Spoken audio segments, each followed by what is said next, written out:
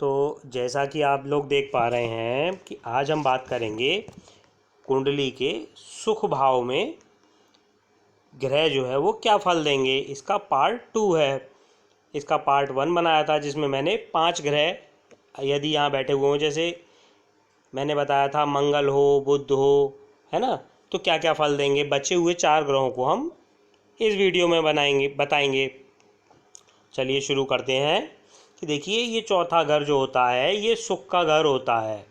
पहला, दूसरा, तीसरा, चौथा, है ना। चौथा घर ये आपका सुख का घर होता है। माता का सुख, वाहन सुख, मकान सुख सब इसी घर से देखे जाते हैं। तो अब यदि यहाँ आपकी कुंडली में सूर्य बैठा है, आप अपनी कुंडली देखिए और कौन सा ग्रह बैठा है, फल मैं बताता जा रहा हूँ। तो यदि यहाँ सूर्य बैठा हो तो क्या होता है, तो जो है वो सूर्य चूँकि यहाँ बैठकर पिता के भाव पर वो दृष्टि डाल रहा है और सूर्य जो है वो गर्म ग्रह है, क्रूर ग्रह है ना, तो पिता के सुख में वो कुछ कमी कर देता है। ठीक है। और यहाँ पर सूर्य जो है वो भाई बहनों से भी कलह कराता है, झगड़ा कराता है। अच्छा, अब क्या होता है कि यदि यहाँ सूर्य उच्च का हो, उच्च का सूर्य किस में होता है, 1 नंबर। यदि यहाँ जैसे 12 लिख रहा है इसकी जगह 1 नंबर लिखा हुआ होता तो सूर्य उच्च का होता, है ना। तो क्या होता है, तो राज्य से लाभ होता है, सरकार के द्वारा लाभ प्राप्त होता है, सम्मान मिलता है राज्य के द्वारा। जातक को भूमि का, मकान का, वाहन का सुख अच्छा प्राप्त होता है।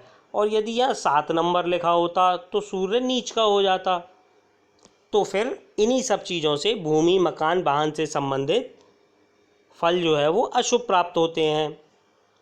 अब हम आगे बढ़ते हैं कि देखिए यदि यहाँ चौथे घर में चंद्र बैठा हुआ हो, ये ही चौथा घर हमेशा रहेगा, और चंद्र यहाँ ये सुख का घर है, यहाँ पर बैठा हुआ है, तो क्या होता है, तो जातक जो है अपने भाई बहनों में सर्वश्रेष्ठ होता है, यानी भाई बहनों में सबसे अच्छा सम्मान प्राप्त करने वाला वो होता है।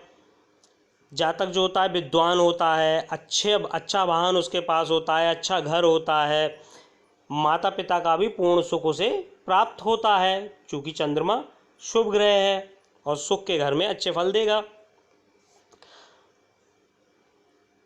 और जातक को धन भी अच्छा प्राप्त होता है।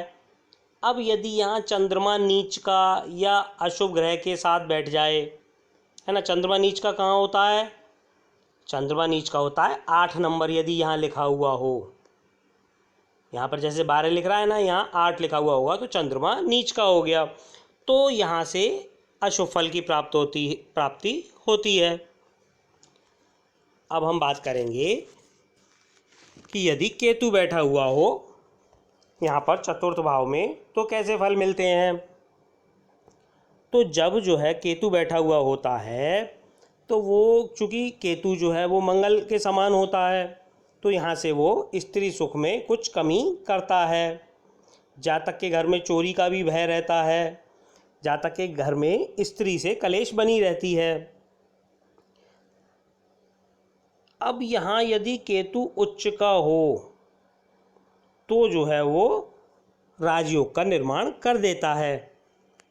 अब हम बात करेंगे राहु की, कि यदि राहु यहाँ पर चतुर्थ स्थान में बैठा हुआ हो तो किस प्रकार के फल मिलते हैं।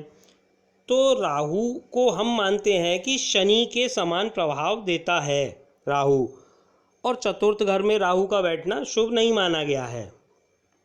तो क्या होता है, तो जातक को मानसिक पीड़ा तो वो देगा ही, माता को कष्ट रहेगा, माता पिता से संबंध अच्छे नहीं होंगे, पूर्वजों की संपत्ति जो भी प्राप्त होगी या तो प्राप्त होगी नहीं, और अगर यदि प्राप्त होगी तो वो नष्ट हो जाएगी, है ना।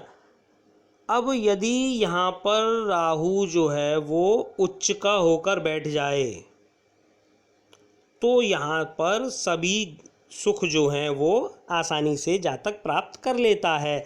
माता का सुख, वाहन का सुख, मकान का सुख, संपत्ति का सुख, धन का सुख, सभी सुख उसे अच्छे प्राप्त हो जाते हैं।